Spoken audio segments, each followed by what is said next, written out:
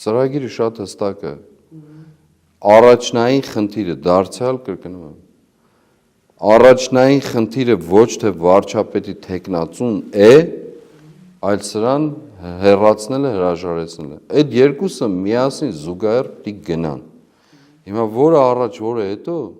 ես քիչ առաջ ասացի։ Սա է ամբողջը եւ թույլ տվեք այլ մանրամասնությունների մեջ չմտնել։